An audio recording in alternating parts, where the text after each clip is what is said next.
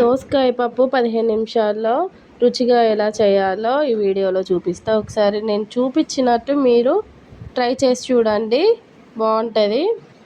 ఒక చాయ్ గ్లాసు కందిపప్పును ఒక 2 times wash చేసుకోవాలి. వాష్ చేసుకొని హాఫ్ అన్ అవర్ నానబెట్టుకోండి. అలా నానబెట్టుకుంటే తొందరగా ఉడికిపోద్ది, ఎక్కువ టైం కూడా పట్టదు, 10 నిమిషాల్లో ఉడికిపోద్ది. 2 టైమ్స్ వాష్ చేసుకున్న తర్వాత దాంట్లోకి మనం పచ్చిమిర్చి, టమాటో, దోసకాయ, ఉల్లిగడ్డ, ఎల్లిపాయలు ఇవన్నీ కట్ చేసుకొని ఉంచుకోవాలి. దోసకాయ చేదుందా తీయగుందా అని ఒకసారి తిని చూడండి. తీయగుంటే కర్రీలో వేయండి. ఇవన్నీ మనం కడిగి పెట్టుకున్న పప్పులో వేసి పప్పు ఉడికే వరకు వాటర్ పోసి మనకు పొంగకుండా, అది కుక్కర్ క్యాప్ పెట్టినప్పుడు పొంగకుండా ఒక టేబుల్ స్పూను ఆయిల్ వేసేసి క్యాప్ పెట్టేసేయండి టైట్గా. క్యాప్ పెట్టేసిన తర్వాత ఒక 3 విజిల్స్, మరి గ్యాస్ కూడా హై ఫ్లేమ్లో కాకుండా మీడియం ఫ్లేమ్లో పెట్టి ఒక 3 విజిల్స్ వచ్చే వరకు ఉంచండి. ఎక్కువ ఉంచకండి, 3 విజిల్స్కు తీసేస్తే ఇక పప్పు ఇలా ఉడికిపోద్ది.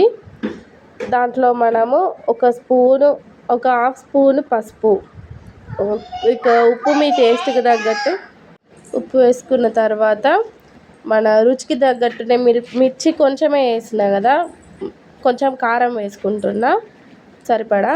ఒక 2 స్పూన్లు టీ స్పూన్ తోటి పప్పు గుత్తితో మంచి మెత్తగా రుద్దుకోవాలి పప్పున. దోసకాయలు నలిగిపోవద్దు మళ్ళీ మెత్తగా అనేసి.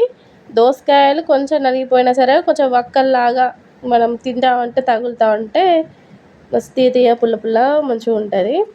పప్పు గుత్తితో ఒక్కసారి మంచిగా మెత్తగా ఇలా కలుపుకొని దాంట్లోనే మనకు ఒక లూజ్గా కావాలనుకుంటే వాటర్ వేసుకోండి, లేదు ఇలా కొంచెం టైట్గా తింటాం మేము అని అనుకుంటే అలానే ఉంచుకోండి.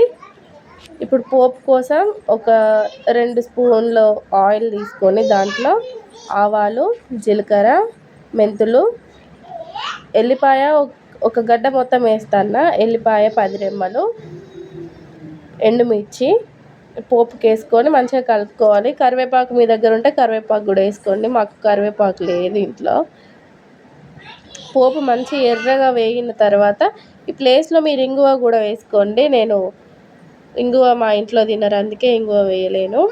ఇంగువ వేస్తే మంచి టేస్ట్ ఉంటుంది, డైజెషన్ కూడా అవుతుంది. పప్పు వేగిన తర్వాత ఎల్లిపాయలు వేగిన తర్వాత పప్పు వేసి మంచిగా కలుపుకోవాలి. మంచిగా కలుపుకొని ఒక 2 పొంగులు వచ్చే వరకు ఉంచేసి ఆఫ్ చేసి ఉంచితే మన దోసకాయ పప్పు రెడీ. ఎలా ఉందో ఒకసారి మీరు ఇంట్లో చేసుకొని నాకు కామెంట్ చేసి చెప్పండి. ఈ వీడియో కనుక మీకు నచ్చినట్టయితే లైక్ చేయండి, కామెంట్ చేయండి, సబ్స్క్రైబ్ చేయండి.